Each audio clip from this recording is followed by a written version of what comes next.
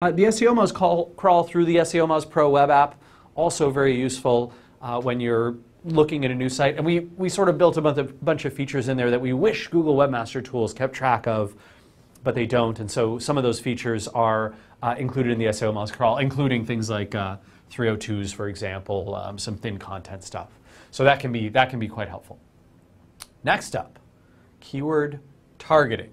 So this makes some sense that you have to choose the right keywords to target. So what I want to have is, if gobbledygook, probably an awful keyword for anyone to be targeting, no search volume, just bad choice in general. But right, we want to be looking at, do these have good search volume? Right? Are some users actually searching for them? You might not be able to target high value terms because you're also looking for low difficulty when you're first launching a site. Right? You don't want to necessarily shoot for the moon. Maybe you do on your home page or some branded page, some product page. But for the things that you want to target and you want to work on early, short term, right? Maybe some content that you've got, some of those feature pages for the product or service you're offering, and you think to yourself, I'm not going to be able to target, gobbledy, which is, that's really tough. But maybe gobbledygook, that'll be easier. And so you could look at search volume, the relevance to the website. Please, by all means, make sure that you have something that's relevant, that's actually pulling in searches you care about, and low difficulty. If you've got that taken care of, you've got your keyword targeting. Content quality and value. If you have a bunch of users coming to this page and they're thinking to themselves, this doesn't really answer my query, or yeah, maybe this answers one portion of it, but I wish there was more detail here, more video, more images, maybe a nice graphic that explains some things, a data set, some references to where they got this information, not just a bunch of blocks of text. Maybe I'm looking for something that describes a process, something that explains it fully. If you can do that, if you can build something remarkable where all of these people change from, what's this, to, oh, you know what, instead it's, I am happy. I also am happy. This page makes me so happy. Yay, I'm going to stick my tongue out. If you can get that level of enjoyment and satisfaction from your users with the quality of the content that you produce, you're going to do much better in the search engines. And search engines have got some really sophisticated algorithms that look at true quality and value. You can see Google's gotten so much better about putting really good stuff in results, even sometimes when it doesn't have a lot of links or it's not doing hardcore keyword targeting. When it's great stuff, they're doing a good job of ranking it. Next up, design quality, user experience, and usability. This is tough. Unless you have a professional designer, you have a professional design background, you almost certainly need to hire someone or go with a very simple, basic design that's very user-friendly, that when you survey your friends, survey people in your industry, survey people in your company, survey people in your ecosystem, that they go, yeah, this looks really good. I'm very happy with the design. Maybe I'm only giving it a 6 out of 10 in terms of beauty, but an 8 out of 10 in terms of usability. I understand the content of the site. It's easy for me to find things and they flow. There's really no point in ranking unless you're nailing these two, because you're not going to get many more customers. People are just going to be frustrated by the website. There's a few tools you can use on the web to test these out. So 5-second test, Feedback Army, Silverback app, all of these are potentially useful for checking the usability, user experience of the site. Social account setup. Because social and SEO are coming together like never before, right? Google is showing +1s and things that people share by default in the search engine rankings. Bing is showing all the stuff that's been shared on Facebook and they're putting it above the rest of the content. Really, really pays to be in social. And social signals help search engines better understand or better rank things, as well as having this nice second order effect on user and usage data, on branding, on the impact of people seeing those sites through social sharing and potentially linking to them. So social account setup, at the very least, you probably want to have these 4: Facebook, Twitter, LinkedIn, and Google+, right? All of those have got, Google+ is only about 25 million, but it's growing very fast. LinkedIn, Twitter, Facebook are all over 150 million users right now. I think Twitter's at 200 million, Facebook's at 750 million. So at least have your pages set up for those. Make sure the account experience is the same across them, using the same photos, same branding, same description, so people get a good sense when they see you in the social world. And you probably want to start setting something up to be monitoring and tracking these. You might want to sign up for something like a bit.ly I used to really recommend PostRank, but unfortunately they don't track Facebook since Google bought them anymore, so it's a little more frustrating. The SEO Moz web app will start to track these for you pretty soon. And once you've got those social accounts set up, you can feel good about sharing the content that you're producing through those social accounts, finding connections, building up in that world, and spending the appropriate amount of time there, depending on the value you're feeling back from that.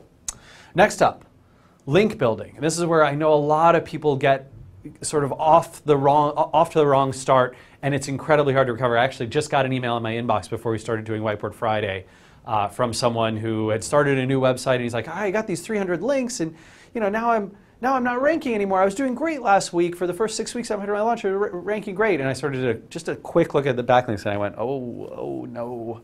I think this person really went down the route of, I'm going to get a bunch of low quality, easy to acquire links. And for a new site in particular, it's so dangerous because Google is just really on top of throwing people out of the index or penalizing them very heavily when their link profile looks really scummy. And when you don't have any trustworthy quality signals to boost you up, that's when low quality links can hurt the most. So, good things to do.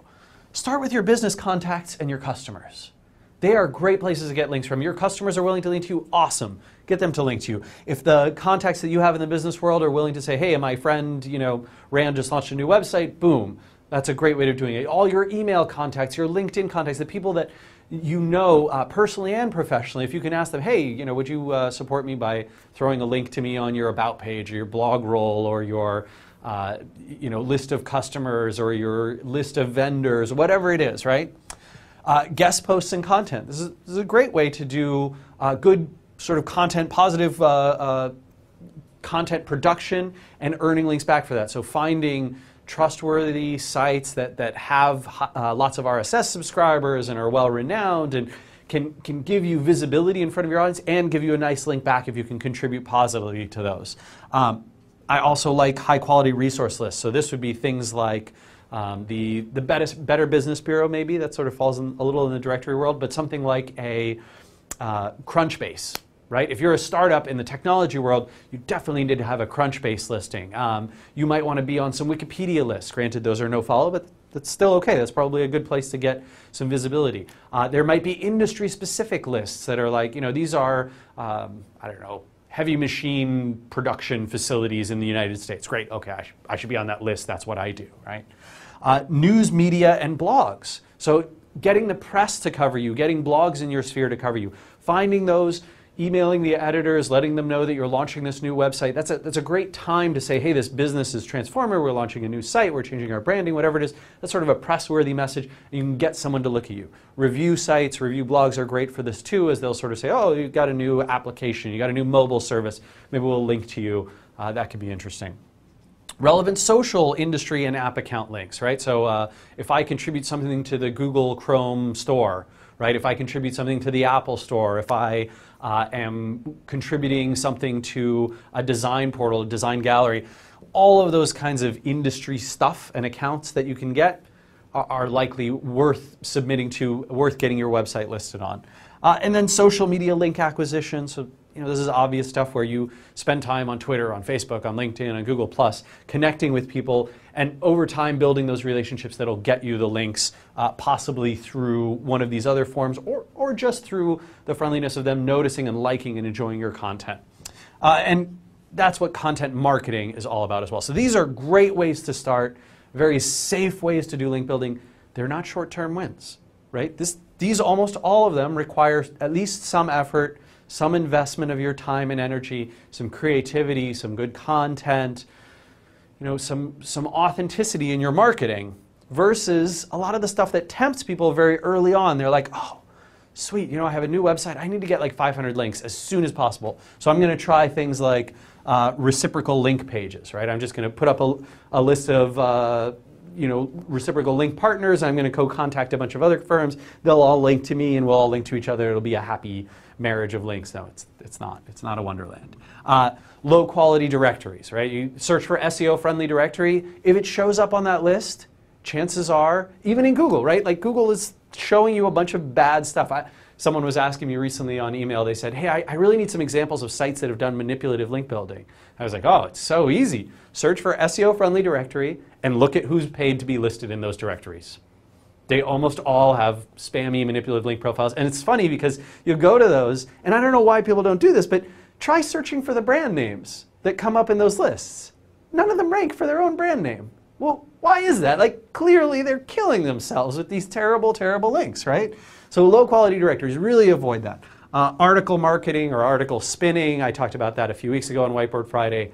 Also a practice I would strongly recommend you avoid, especially, I know it can work. I know there's people for whom it does work, but especially early on, it can just kill you. It really can get you banned or penalized out of the engines, and you just won't rank anywhere if your link profile starts out spammy.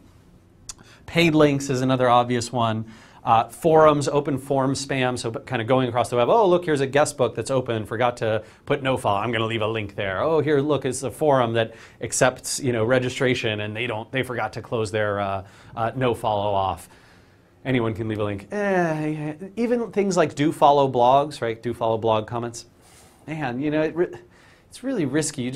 Because they're linking to bad places a lot of the time, and it's usually manipulative people who have no intent to create something of value for the search engines. They're merely trying to manipulate their rankings. And whenever you have a tactic like that, it attracts people who have nasty websites, and then Google looks at those and goes, okay, they're linking to a bunch of nasty sites. Well, I don't want to count those links, or maybe I'm even going to penalize some of the people that they're linking to. That really sucks. And then link farms, right, which is essentially setting up all these different systems of links that point to each other across tons of domains that are completely artificial, link for no human reason or no discernible human reason, and are merely meant to manipulate the engines.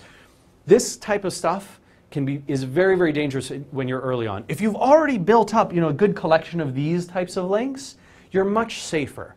But you do have some risk in those first 3, 6, 9 months after you've launched a new site around doing wrong things on the link building front and getting yourself into a situation where you're penalized. And we see a ton of that through SEO Moz Q&A. I get it in email. You see it on the web all the time. So be cautious around that. And hopefully this checklist will help you get your site to a nice established place, and you can keep doing some great marketing and eventually win the internet. I wish you good luck with your new website. Thanks so much. Thanks for watching. See you again next week for another edition of Whiteboard Friday. Take care.